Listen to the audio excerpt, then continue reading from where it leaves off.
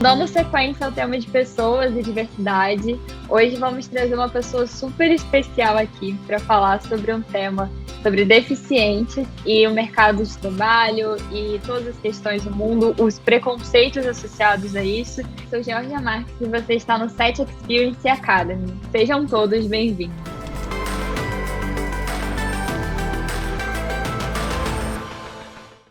Carla Chu, seja muito bem-vinda. Ela é da NBC Universal. Tudo bom? Primeiro, é um prazer estar aqui com vocês. Muito obrigada pelo convite. Para início de conversa, você explicar um pouquinho para a gente o que significa essa palavra. O capacitismo, ele é o preconceito contra a pessoa com deficiência. Quando você usa a deficiência de alguém de uma forma pejorativa para justificar algo. Então, por exemplo, a gente está aqui, todo mundo numa reunião de trabalho, e aí, de repente, você vira para as pessoas e diz: eu não consigo entregar esse projeto, porque a minha equipe está com poucos braços. Gente, para pensar. Uma equipe com poucos braços, será que alguém nessa equipe tem um braço a menos, por exemplo? Ou será que essa pessoa tem alguém em casa nessa situação? Porque isso é uma deficiência física, por exemplo. Esse é um dos muitos exemplos que a gente pratica no dia a dia sem perceber, inclusive no mercado corporativo. Mas existem vários outros, que é desde quando você está num bar, num restaurante, você vê uma pessoa com deficiência e você não se dirige a essa pessoa na hora de fazer um pedido, você se dirige ao acompanhante porque você acha que essa pessoa não é capaz. Então, o capacitismo, ele parte de um ponto que é a pessoa com deficiência, ela não é capaz, ela é doente, e muitas vezes, e na maioria das vezes, a pessoa com deficiência, a deficiência em si, ela é uma condição, ela não é uma doença. E essas pessoas são capazes, assim como todos nós. Paralimpíadas é um ótimo exemplo de capacitismo, que é quando você usa a deficiência dos participantes de Paralimpíadas para justificar uma superação. Quando você diz que esse atleta, ele superou tudo e que a outra pessoa que você conhece, ou você mesmo, poderia sair de casa de manhã, fazer atividade física, fazer algo, você está sendo capacitista. Você está usando de uma condição dessa pessoa com deficiência como se o feito de ter ganhado uma Olimpíada, né, uma Paralimpíada, no caso, fosse por conta da sua deficiência. E, na verdade, não. Ele é um atleta de performance, assim como outros atletas. E aí, falando um pouco sobre isso, você chegou a citar ali o mercado de trabalho, né? Como é que você vê a oportunidade para essas pessoas deficientes nesse ambiente? O mercado para pessoa com deficiência, o mercado corporativo, ele é um mercado hoje muito difícil. Você tem empresas com cotas, algumas empresas seguem realmente as cotas, outras empresas começam a contratar pessoas com deficiência, independente das cotas, que é um movimento muito interessante que está acontecendo em grandes empresas. Hoje você tem grandes corporações contratando diversidade. E aí é importante a gente falar que não é só a pessoa com deficiência. Se você quer um lugar melhor e um lugar mais justo para as pessoas, não é só olhar para a pessoa com deficiência, mas olhar para a diversidade como um todo. Mas eu acho que para a gente falar dessas pessoas, a gente também precisa olhar para a condição social, de gênero, de raça. Enfim, tem uma série LGBTQIA+, as próprias pessoas com deficiência. Então, é muito importante a gente olhar para isso. E hoje tem empresas que estão olhando para isso. Mas não adianta, voltando ali nas empresas de cotas, só colocar a pessoa para trabalhar, só colocar a pessoa para dentro da empresa.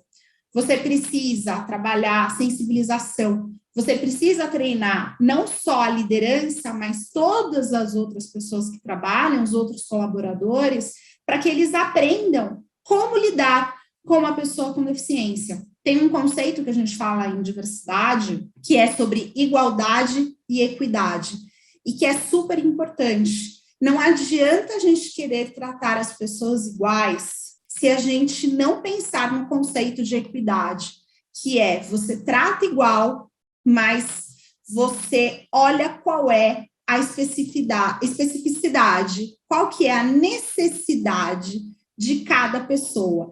E aí, agora seguindo para o universo ainda mais amplo, do IBGE, que diz que 24% da população brasileira tem algum tipo de deficiência, né? E aí, queria trazer aqui para você esse contexto, né, e perguntar, assim, você vê que a gente está preparado como um todo para a sociedade, para receber essas pessoas e ter toda a acessibilidade da melhor maneira? Eu sempre me assusto com esse número toda vez que eu penso nele. Gente, 24% representa 45 milhões de pessoas. É muita gente. E são essas pessoas que são vistas como minoria. Será mesmo que elas são minoria? E aí, quando a gente fala de diversidade, se a gente pensar em mulheres, se a gente pensar em negros, se a gente pensar em pessoas LGBTQIA+, a gente está realmente falando de minoria? A representatividade, ela é super importante. Essas pessoas querem ser vistas na sociedade, elas querem ser vistas na mídia. Então, é um número muito relevante. Dá para ver que você fala com um brilho nos olhos, assim, dessa iniciativa e querer fazer diferente. Qual foi a causa por trás, assim, que te fez entrar, querer conhecer mais e fazer a diferença? Bom, eu tenho uma filha, que é a Manu. A Manu é a minha inspiração todos os dias. E a Manu, ela tem síndrome de Down. E desde que a Manu chegou para mim, eu comecei a me engajar mais com a causa da diversidade e da inclusão. Sempre fui gestora, sempre tive equipe, eu nunca pensei em contratar uma pessoa com deficiência para trabalhar comigo, eu nunca pensei se eu trabalhava num time plural. Então, a Manu me trouxe isso, e hoje eu tenho o perfil da Manu no Instagram, que é o Caminhos com Manu, e lá eu conto um pouco do dia a dia da Manu, mas sempre tentando trazer esse viés e mostrar o quanto que a inclusão é importante, e o quanto a gente precisa valorizar a diversidade. E busco sempre trazer novos temas relacionados à diversidade, que me acompanham em workshops, palestras e outros projetos, inclusive um projeto social, que é a Iniciativa Kids, que é um projeto que conecta famílias que tenham filhos com deficiência com famílias que tenham filhos sem deficiência. O objetivo dele é justamente criar uma inclusão real na sociedade. E como eu falei ali quando eu estava discutindo sobre capacitismo, eu estou o tempo todo me desconstruindo, aprendendo e buscando saber mais e buscando aliados como a Geórgia